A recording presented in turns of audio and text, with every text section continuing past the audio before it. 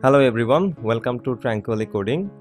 Today we are going to learn how to implement the splash screen API in Android under 3 minutes. This is the splash screen documentation from Android. Let's first check how does it look like. This is the simple example of the splash API. To implement this, we need to first adjust our logo. Google provided two sets of instructions for adjusting the logo. This one is for the logo with background and this one is for the logo without the background. Let's go to Figma and make the changes. Here in Figma, I have already copied the reference image. We are going to use the icon without background, so we are going to use the non-logo instruction. Take a frame of 288 pixel. Inside the frame, create a rectangle of 192 pixel, and inside the rectangle, create a circle of 192 pixel. Now, adjust the logo and put inside the circle. Make sure all is center aligned.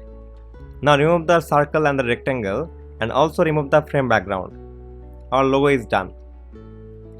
We can export it as SVG and import in Android Studio, but there is a shortcut. We can use Android Vector Drivable plugin in Figma and just get the XML code easily. Make sure we have selected the whole frame, not just the logo, and copy the code. We are done.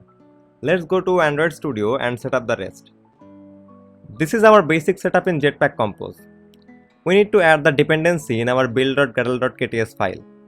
Create an empty drawable and paste the drawable code we copied from Figma. Then create a XML file in the values folder for the splash theme. Give it any name and set parent to theme.splashscreen. Set up the Windows splash screen background to any color you want.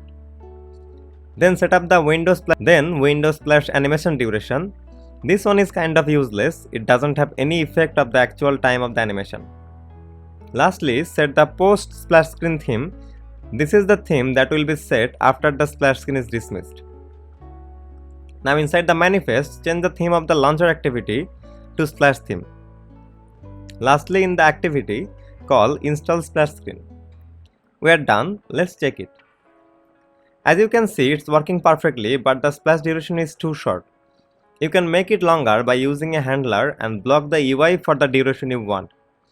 Take a boolean variable, set keep on screen condition of the splash screen and pass the boolean. Create a handler and set the variable to false after the delay. In here we set 1000 millisecond, which is 1 second. You can set any value you want. Let's test it. Now you can see it's waiting 1 second. That's it for today. See you in the next video.